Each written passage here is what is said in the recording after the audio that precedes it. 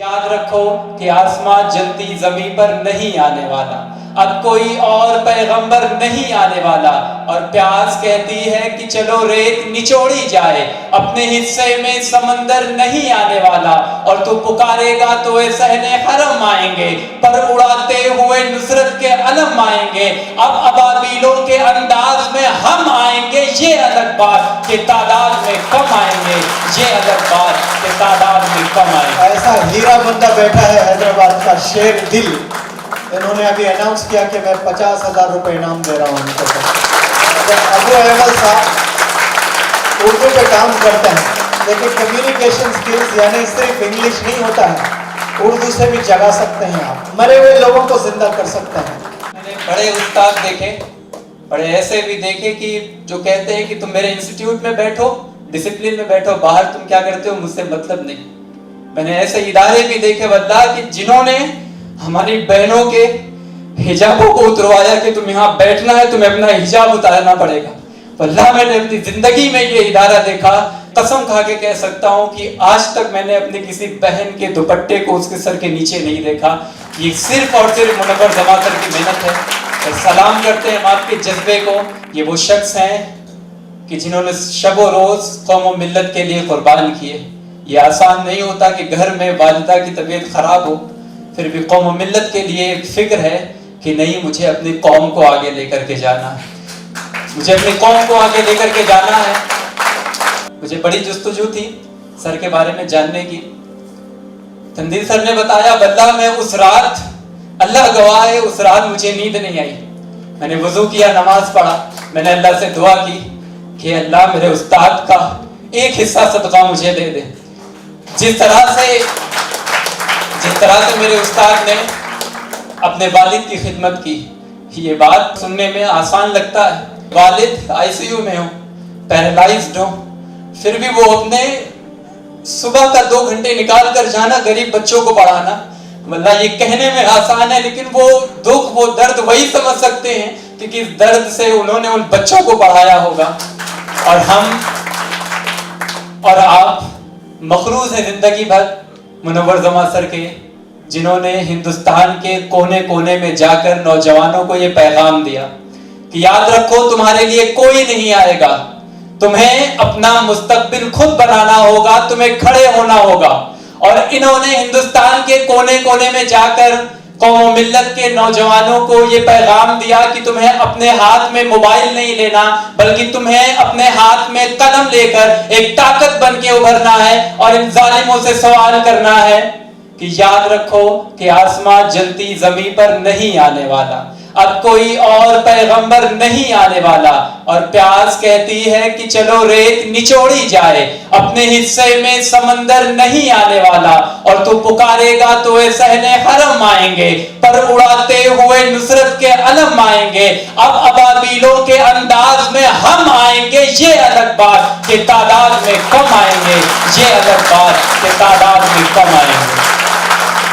हम क्या फिराज़े अक़ीदत पेश करेंगे अपने उस्ताद को, लेकिन वल्लाह मैं आप सबको गवाह बना के कहता हूं कि अगर अल्लाह ने बरोज़े क़यामत मुझसे पूछा, मुझसे सवाल किया, तो वल्लाह मैं गवाही दूंगा कि अल्लाह मैंने एक शख्स को देखा जिसकी आंखों में मैंने कौम और मिल्लत के लिए तड़प देखी। मैं समझता हूं कि सर के लिए उन गरीब बच्चों को पढ़ाना, कौम और मिल्लत की खिदमत, मेरा हुस्न ज़न है अल्लाह से कि मेरे उस्ताद के लिए जन्नत में जाने के लिए ये काफ़ी होगा। प्यारे भाइयों, हम कोई खिराज़े अक़ीदत, हमारी वो औकात नहीं कि हम अपने उस्ताद को कोई खिराज़े अक़ीदत पेश करें, लेकिन हाँ, इस इंग्लिश हाउस एकेडमी के प्लेटफॉर्म से और आज इस यादगार लम्हे से इंशाअल्लाह आओ हम अज़म करें, हम इरादा करें कि हम अपने उस्ताद के इस मिशन को, इस सोच को, इस फिक्र को इंशाअल्लाह हिंदुस्तान के कोने कोने में फैलाएंगे। बोलो इंशाअल्लाह।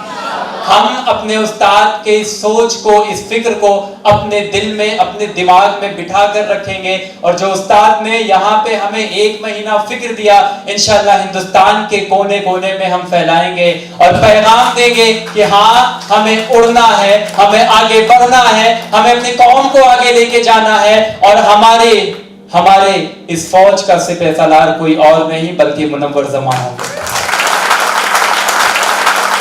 یہاں آنے سے پہلے مجھے نہیں معلوم تھا کہ میں حیدرآباد میں جا کر کے کہاں رکوں گا، واللہ میرے پاس اتنے پیسے نہیں تھے۔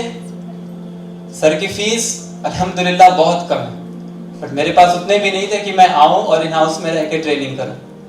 سر نے میرے اوپر شفقت کیا، اس دن مجھے اسٹیج پہ بلایا، مجھے VIP ٹریٹمنٹ سے نوازا اور مجھے کہا کہ اب آپ ہمارے طرف سے اس ہوٹل میں رہیں گے۔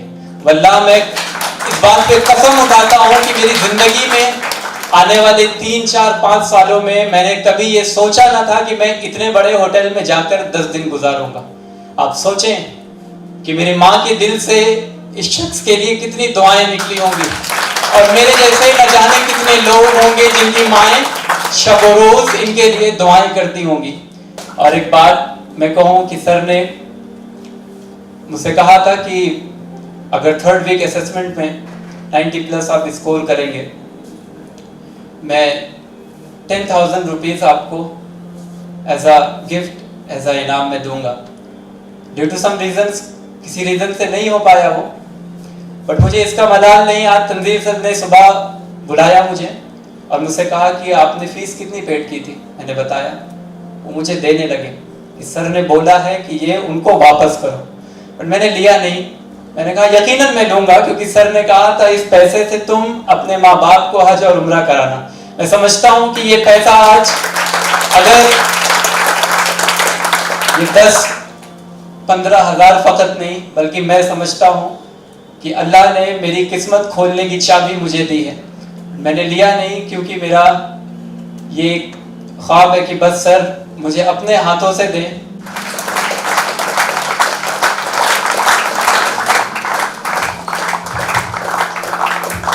بہت سارے لوگ جو ہے آپ کے جذبات کو شاید نہیں سمجھ پا رہے ہیں۔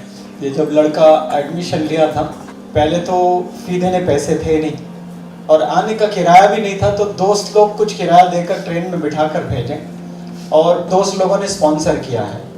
3rd ویک میں اس لڑکے نے 90+ مارکس لے آیا۔ انگلش ہاؤس کے اسٹوڈنٹس ہی جانتے ہیں کہ انگلش ہاؤس اکیڈمی کے ٹیسٹ میں 90 لے آنا یعنی بہت ٹف ہوتا ہے۔ میں نے تعجب کیا، اتنے آخر میں بیٹھ کر پھر میں نے اس کو VIP ٹریٹمنٹ دیا۔ یعنی VIP ٹریٹمنٹ یعنی جیسے ابھی ابو احمد صاحب کو سب پھول دیتے ہوئے گلدستہ بنا کر یہاں لائے کلاس میں میرے لیے VIP دراصل ابو احمد صاحب میرے اسٹوڈنٹس ہی ہیں جو ٹیلنٹ ہوتا ہے۔ تو یہ لڑکے کو میں نے اسٹیج پر بلایا، سب لوگ اٹھے، آنر کیے، ہاتھ ملائے، گلے لگائے، پھر یہ آ کر اپنے اسٹیج پر فیڈ بیک دیتے ہوئے انہوں نے اپنی زبان سے بتایا تھا کہ میں یہاں آنے کے لیے پیسے نہیں تھے میرے پاس، کپڑے بھی میرے دوستوں نے دلایا، مجھے اللہ نے بھیج دیا، میں واللہ ہی نہیں آ سکتا تھا یہاں پر، اور آنے کے بعد کہاں رہوں یہ سوچتا رہا۔ تو جب میرے کان میں یہ بات آئی تو پھر میں نے کہا کہ آپ کل سے میٹروپولس ہوٹل میں رہیں گے۔ تو وہ 10 دن میٹروپولس ہوٹل میں تھے، اور میں نے 3rd ویک میں جتنے بھی 90 مارکس لے آئے ان کو سب کو میں نے ایک ٹاسک دیا تھا کہ سب لوگ ایک ایک کو ذمہ داری لے لو، جو 90 نہیں ہے 75 90 میں جو لٹک رہے ہیں 3 ہفتوں سے، وہ 90 کیسے آئیں، ایک کو چن کر محنت کرنا۔ یہ ایک شخص نے ایک ہوٹل میں آتے شروع کر دیا کہ سر کا جو ہے یہ حکم تھا، اور ایک کیرلا کا بچہ تھا، اردو نہیں آتی بیچارے کو، میں اردو میں انگلش پڑھاتا ہوں مولانا، اس کو 50-40 مارکس آتے تھے، اور یہ کمرے میں جا کر وہ رہا، اور یہ جا کر ایک ہفتے میں پڑھائے تو جو 40 مارکس آ رہے تھے وہ بچے کو 74 آئے اور یہ بچے کو 81 مارکس آئے۔ اگر یہ اکیلے محنت کرتا تو اس کو 95 آتے تھے، لیکن جو میرا کمانڈ تھا نا وہ اس پر لگا، اپنے 90 کی فکر اس نے نہیں کی۔ تو مجھے جب معلوم ہوا ایسا تو میں نے تنزیل سے کہا کہ جاؤ، وہ محنت کرتا تو اس کو 90 ضرور آتے، تم 10,000 اس کو دے دینا۔ تو انہوں نے کہا کہ میں لوں گا نہیں، سر کے ہاتھوں سے ہی لوں گا۔ جی جی ہاں، یہ 10,000 روپیز یہ تحفہ آپ کے لیے ہے۔